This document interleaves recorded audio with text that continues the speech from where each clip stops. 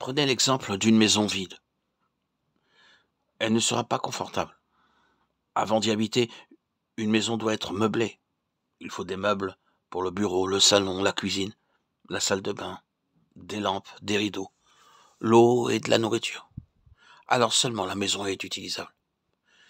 Ici, nous avons la même pensée. Le Saint-Esprit est venu en nous pour faire de vous et moi un lieu d'habitation digne et convenable pour le Seigneur Jésus-Christ. Le Seigneur Jésus-Christ désire mon corps et votre corps pour qu'il soit son temple, sa demeure. C'est un mystère et ne vient pas pour quelques jours, il vient pour toujours. Je vous donnerai un autre exemple. La reine d'Angleterre vint en Inde il y a quelques années et y résida quelques semaines seulement. Elle passa quelques jours à Delhi, quelques jours à Bangalore et 2 ou 3 jours dans d'autres endroits. Elle passa 2 jours seulement dans un endroit près de Bangalore et le gouvernement de Mysore dut dépenser plus de $10 000 pour ces 2 jours. Il dut racheter de nouveaux meubles et de la vaisselle neuve, digne de la reine. Comment aurait-il pu utiliser de vieilles choses pour la reine? Maintenant, si la reine d'Angleterre a dû être logée ainsi, qu'en sera-t-il du roi des rois? Nous voyons dans Apocalypse 19:16 qu'il est appelé le roi des rois et le seigneur des seigneurs. Il avait sur son vêtement et sur sa cuisse un nom écrit, roi des rois et seigneur des seigneurs. Il est digne de recevoir le meilleur accueil que manifestera en son temps le bienheureux et seul souverain, le roi des rois, le seigneur des seigneurs, 1 Timothée 6:15. Il y a beaucoup de noms donnés au Seigneur Jésus-Christ dans la Bible.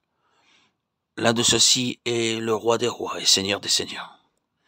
Et tous genoux fléchiront devant lui, selon Philippiens 2:10. Pour que le roi céleste entre, le Saint-Esprit doit faire de mon cœur et de mon corps un lieu d'habitation convenable et digne de lui.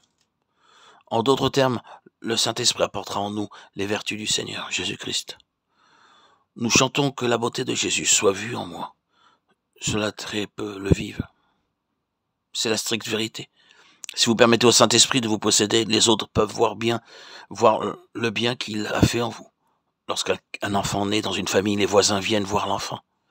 Quelques-uns disent « Le bébé ressemble à la mère », d'autres disent « Non, non, il ressemble au père ». Les yeux peuvent être ceux du père et les joues celles de la mère. Les deux ont raison. Alors que le bébé prend de l'âge, vous pouvez voir qu'il ressemble aux parents. Il en est de même lorsque nous permettons au Saint-Esprit de nous posséder entièrement. Les autres peuvent voir en nous son amour, sa pureté, sa gloire, sa beauté, sa tendresse, sa gentillesse. Et ils rendent ce témoignage de nous. Il doit être chrétien. Je me souviens, il y a bien des années, dans un train bondé, un homme monta dans le compartiment et un autre fut très rude et grossi avec lui. Mais le premier homme gardait le sourire. Je dis, il doit être chrétien à la manière dont il supporte les reproches.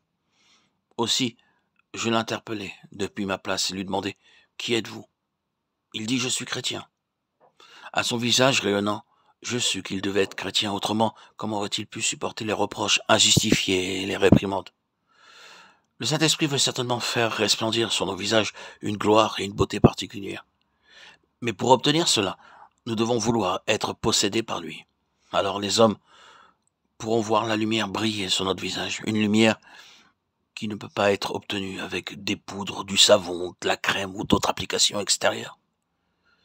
La lumière divine que Dieu nous donne nous communique la véritable beauté, et cela vient seulement par la complète possession du Saint-Esprit.